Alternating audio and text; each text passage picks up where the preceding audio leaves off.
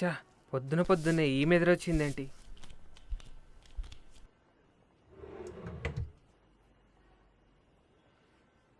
అయ్యా, ఏం చెప్పు.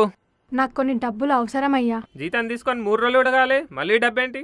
మా కొడుక్కు ఒంట్లో బాగాలేదు, హాస్పిటల్లో అడ్మిట్ చేశాను. డాక్టర్ 50,000 దాకా అవుతాయన్నాడు. 40,000 దాకా సర్దాము. ఓ 10,000 మీరు సర్దితే అయినా నెల డబ్బు మీ బాకీ తీర్చేస్తాను. నువ్వు చేసేదేమైనా సాఫ్ట్వేర్ జాబ్ అనుకున్నావా? నెల ఇన్స్టాల్మెంట్లు కట్టడానికి? అయినా మీలాంటి వాళ్ళ ఇంట్లో పుట్టడమే వాడు చేసుకున్న పాపం. వాడు కూడా పెద్దయ్యాక మీలాగే ఏదో ఇంట్లో ఏదో పని చేసుకొని బతకాలి. అది కూడా దొరకకపోతే దొంగలా తయారవుతాడు. ఇప్పుడు నేను మీకు డబ్బిచ్చి ఆ దరిద్రానికి దారి చూపదలుచుకోలేదు. మేము దరిద్రులమే సారు. ఎందుకంటే అందరింట్లో దరిద్రంని తుడిచేది మేమే సారు. అయినా మా కొడుకు ఏమవుతాడో మీరెలా చెప్పగలరు? నాకే ఎదురు చెప్తావా? హలో మూర్తి, బయలుదేరావా? ఇంకా లేదురా. త్వరగా వచ్చే, అసలే కొత్త మేనేజర్ చాలా స్ట్రిక్ట్. వచ్చేస్తున్నా.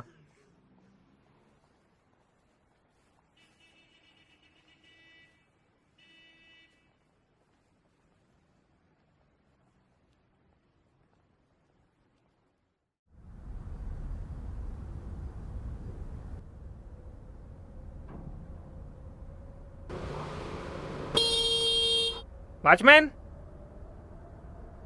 వాచ్మెన్, ఏమైంది సార్? కళ్ళు కనిపిస్తలేవా? నేను ఎప్పుడు పార్క్ చేస్తున్న ప్లేస్లో ఎవడో వచ్చి పార్క్ చేస్తే మీరు ఏం చేస్తున్నారు? అది సురేష్ సార్ బండి సార్. 10 నిమిషాలు పెట్టుకుంటా అంటే పెట్టుకోమని చెప్పిన. అదే 10 నిమిషాలు అతన్ని పక్కకు పార్క్ చేసుకోమనొచ్చుగా. నేనంటే నీకు భయం లేదు కాబట్టి ఇక్కడ పార్క్ చేసుకోమన్నావు. అలాగా సార్, మీ బండి కేసు ఇవ్వండి, ఈ బండి తీసినాక ఆ బండి పెడతా. తప్పు చేసింది కాక నాకే సలహాలు ఇస్తారా? ముందు నీ స్థాయి ఏంటో తెలుసుకో. అయినా నిన్ను కాదు అనాల్సింది, నిన్ను పనిలో పెట్టుకున్నా ఆ సెక్యూరిటీ డిపార్ట్మెంట్ అనాలి. ఇంత చిన్న విషయానికి అంత పెద్దగా ఎందుకు సార్? ప్రతిదీ చిన్నగా తీసుకుంటావు కాబట్టి నీ బతికి ఇంకా ఇక్కడే అయిపోయింది. సార్, టైం అవుతుంది, రండి. వస్తున్నా. నీతో మాట్లాడుతుంటే నా టైం అంతా వేస్ట్ అవుతుంది. ఈ కీ తీసుకొని బైక్ పార్క్ చేసాయి. Hello sir. Hi.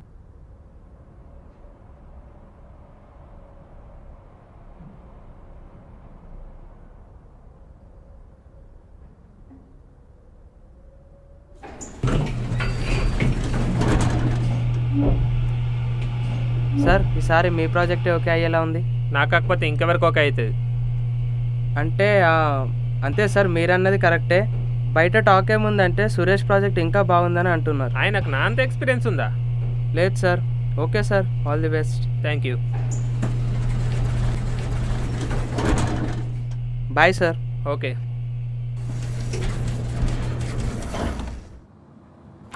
May get in sir? Yeah, get in. Sir, నా ప్రాజెక్ట్ ఫైనలైజ్ చేస్తున్నారు సార్. 1 minute.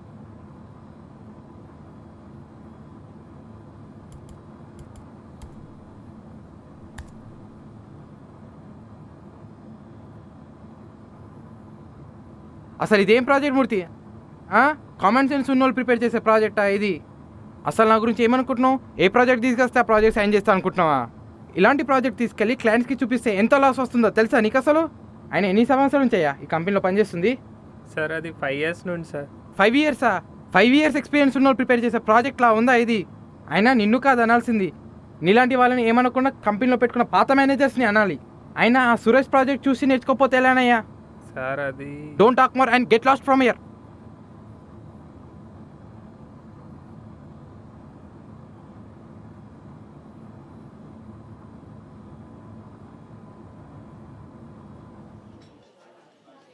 ఇంత కష్టపడి ఈ ప్రాజెక్ట్ ప్రిపేర్ చేస్తే సార్ ఏంటి ఇలా అన్నాడు? కనీసం నాకు రెస్పెక్ట్ ఇచ్చినా బాగుండే.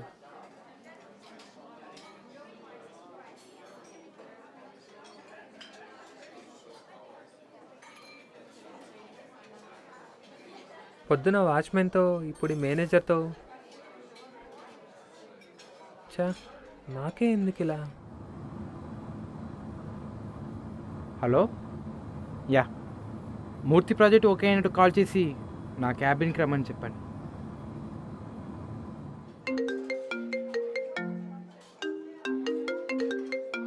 Hello, thank you sir, thank you so much. I'm coming. Sir, నా ప్రాజెక్ట్ ఓకే చేశారట? అవును మూర్తి, నీ ప్రాజెక్ట్ ఓకే చేశాను.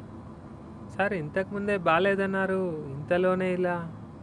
ఇంతకుముందు నీ ప్రాజెక్ట్ బాగున్నా బాగాలేదని ఎందుకు చెప్పానో తెలుసా? నువ్వు చేసిన తప్పేంటో తెలుసుకొని సరిదిద్దుకుంటావని. కానీ నువ్వు అలా చేయలేదు. అర్థం కాలే? కింద నీకు వాచ్మ్యాన్కి మధ్య జరిగింది నేను చూశాను. కింద మీ బ్రతుకులింతే అని అవమానించిన వ్యక్తి ఎవరో తెలుసా? Is my father Ramulu. Sir మీ ఫాదర్ వాచ్మెన్ ఏంటి సార్? తప్పేంటి మూర్తి? ఇదే మాట మా నాన్న అడిగితే ఏమన్నాడో తెలుసా?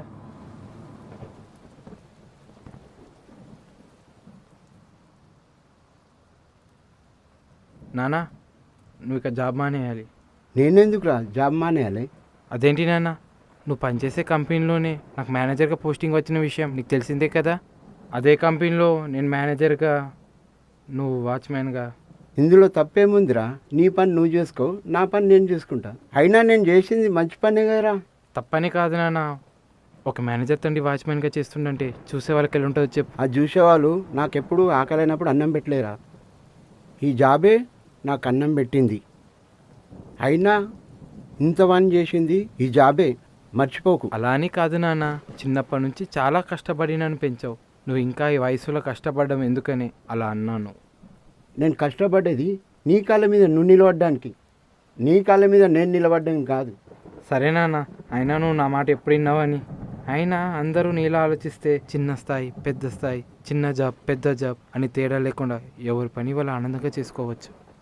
సరేరా, అన్నం తిందాం నడు. సరే.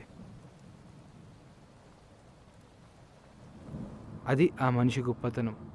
నువ్వన్నట్టు అతని బతుకు అక్కడే ఆగిపోలేదు, ఇలా ఈరోజు నీ ముందు నిల్చుంది.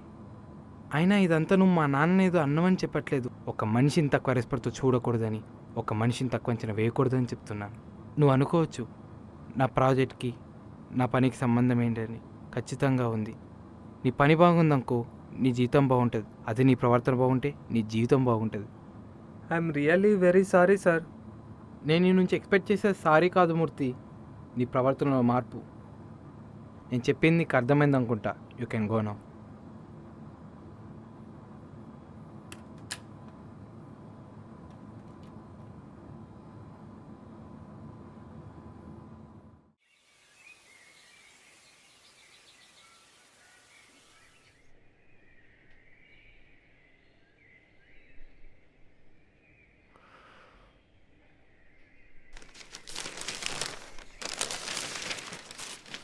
ఆటో డ్రైవర్ కుమార్తె నుండి అగ్రకథా నాయికగా నటి అంజలి.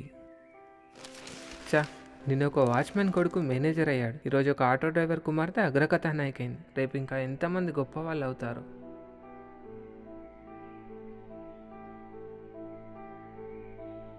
ఈమెకి ఎలాగైనా సహాయం చేయాలి.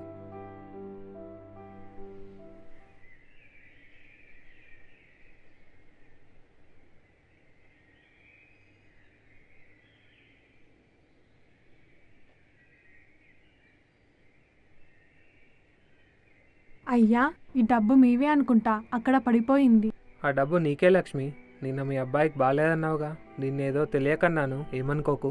అయ్యా, సరైన సమయానికి దేవుళ్ళా ఆదుకున్నారు. మీ రుణం నేను ఎప్పటికీ తీర్చుకోలేను. ఎవరినైతే తక్కువగా చూశానో ఆమె నన్ను దేవుణ్ణి అంటుంది. 100 రూపాయలు కనిపిస్తే నాది అని జేబులు పెట్టుకునే కాలంలో 10,000 కళ్ళ ముందు పెట్టుకొని దానితో అవసరమున్నా తీసుకోలేదు. తన ఆత్మగౌరవం నిజాయితీ ముందు నా స్థాయి ఎంత? ఎప్పుడు కూడా లైఫ్లో ఎవరిని కూడా తక్కువ రెస్పెక్ట్తో చూడకండి. చిన్న పెద్ద ఏ రోజు ఎవరు ఏ పరిస్థితిలో ఉంటారో ఏ పొజిషన్లో ఉంటారో మనకు తెలియదు.